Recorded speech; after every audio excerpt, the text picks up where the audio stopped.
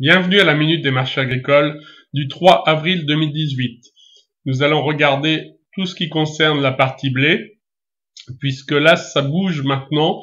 Donc, on peut s'apercevoir qu'au niveau des indicateurs mathématiques, pour le blé, tout est passé dans le vert, aussi bien sur le court terme, le moyen terme que le long terme.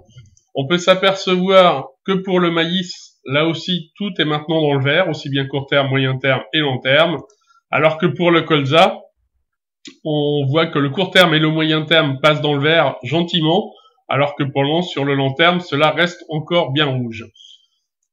Donc là, sur le graphique du blé échéance mai 2018, on peut s'apercevoir que le cours du blé, avec cette grande bougie verte, réintègre sa tendance de fond plutôt haussière. On place depuis mi-janvier 2018. On voit que le cours se situe maintenant au-dessus de ses moyennes mobiles courtes, aussi bien la 50 que la 20 en violet, et que les indicateurs mathématiques, avec un MACD qui est venu tangenter sa zone de neutralité, repart à la hausse, ce qui est très positif. Et bien sûr, le RSI qui se situe maintenant, cette fois-ci, largement au-delà de la zone 10,50. Donc on peut penser que prochainement, le cours du blé pourrait être en capacité de venir rejoindre la zone de résistance des 169 eurotonnes et pourquoi pas à terme, avant la fin de l'échéance, aller tutoyer la zone des 171-172 eurotonnes.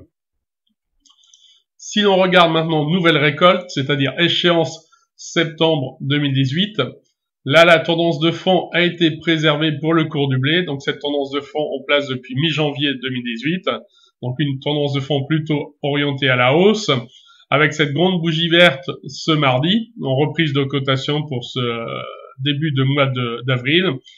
Un MACD qui lui était plutôt en léger terrain négatif et qui est sur le point de croiser à la hausse et avec un RSI qui se situe largement au-dessus des 50.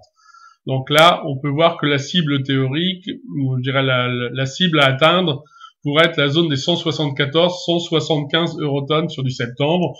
Et on va terminer par l'échéance décembre, où là aussi le cours du blé était à la limite de casser sa tendance haussière en place depuis mi-janvier 2018 et que la grande bougie verte de ce mardi le propulse de nouveau dans un schéma pour aller rejoindre sa cible théorique ou sa zone de résistance des 178 eurotonnes. Donc des indicateurs mathématiques qui aussi se retournent à la hausse.